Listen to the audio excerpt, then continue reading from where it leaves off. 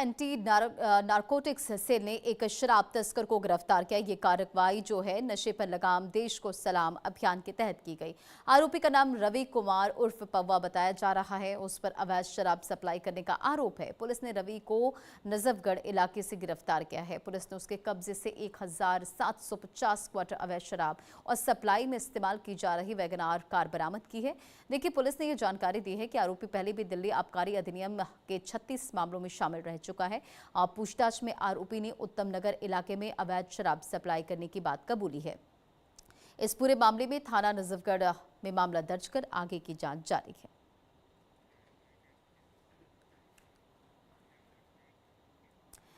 गाजियाबाद के link road थाना क्षेत्र में औद्योगिक क्षेत्र में एक फैक्ट्री में धमाका हो गया। चिलर मशीन में धमाके से 3 मजदूर बुरी तरह से जख्मी हो गए, जिसमें इलाज के दौरान 2 मजदूरों की जान चली गई। वहीं एक की हालत गंभीर बताई जा रही है। हादसे को लेकर मजदूरों के परिजनों ने फैक्ट्री प्रबंधन पर हादसे की जानकारी छिपाने, लापरवाही बरतने का आरोप लगाया है, जिसके बाद पुलिस इस पूरे मामले को लेकर जांच पड़ताल में जुट गई है। दरअसल साहिबाबाद औद्योगिक क्षेत्र साइट 4 पर धमाके से उस वक्त ये पूरा इलाका दहल उठता है। जांच पड़ताल की जा रही है। मेडोर्स रिन्यूएबल एनर्जी फैक्ट्री में एसी कंप्रेशर की टेस्टिंग चल रही थी। इसी के दौरान चिलर मशीन में जोरदार धमाका होता है। मशीन में इस्तेमाल होने वाले प्रोडक्ट में हुए विस्फोट से पूरा परिसर दहल उठा।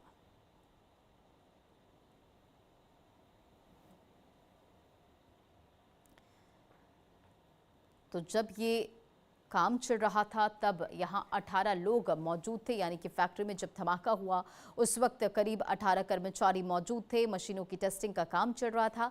जानकारी के मुताबिक टेस्टिंग के दौरान एसी कंप्रेशर या उसमें इस्तेमाल किसी जो पदार्थ होता है उसमें अचानक से तेज ब्लास्ट हो गया और विस्फोट की चपेट में आकर 3 कर्मचारी गंभीर रूप से घायल हो गए। घायलों की पहचान मुरादनगर के कन्नौजा के रहने वाले इमरान, गोरखपुर के रहने वाले त्रिभुवन और बिहार के रहने वाले बाकी बिहारी के रूप में हुई है। हादसे के तुरंत बाद फैक्ट्री में मौजूद कर्मचारियों और अधिकारियों ने घायलों को अलग अलग अस्पताल में भर्ती कराया है। फिलहाल जो जानकारी मिल रही है, त्रिभुवन और इमरान की जान चली गई है।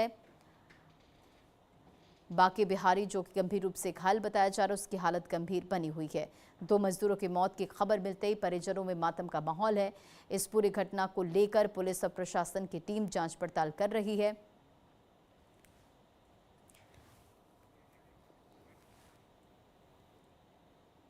इंडस्ट्रियल रीजन में एक फैक्ट्री में ब्लास्ट होने और कुछ वर्कर के घायल होने की सूचना पुलिस को प्राप्त होती है।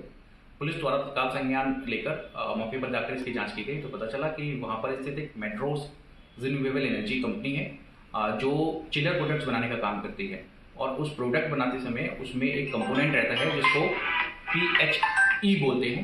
उस प्रोडक्ट में ब्लास्ट होने से 3 वर्कर घायल हुए थे, जिनके नाम इमरान, त्रिभुवन और बाकी हैं, जिनको उपचार हेतु त्रिभुवन को मैक्स हॉस्पिटल और इमरान और बाकी को सफदरजंग भेजा गया था, जहां उपचार के दौरान इमरान की सफदरजंग में और त्रिभुवन की मैक्स हॉस्पिटल में मृत्यु हो चुकी है। बाकी अभी उपचाराधीन है।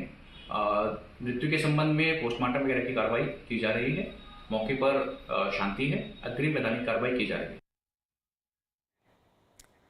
हादसे के बाद फैक्ट्री प्रबंधन की कार्यशैली पर भी सवाल खड़े हो रहे हैं। मृतक मजदूरों के परिजनों का आरोप है कि उन्हें फैक्ट्री प्रबंधन की ओर से हादसे की कोई सूचना नहीं दी गई, बल्कि साथी कर्मचारियों के जरिए घटना का पता चला। अस्पताल पहुंचने पर मौत की जानकारी मिली।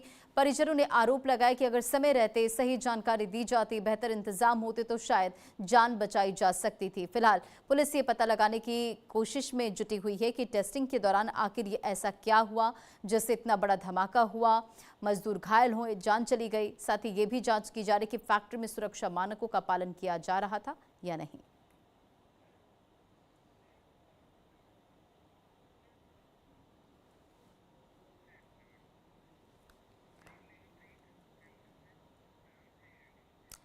और इसी के साथ रुकेंगे छोटे से ब्रेक के लिए।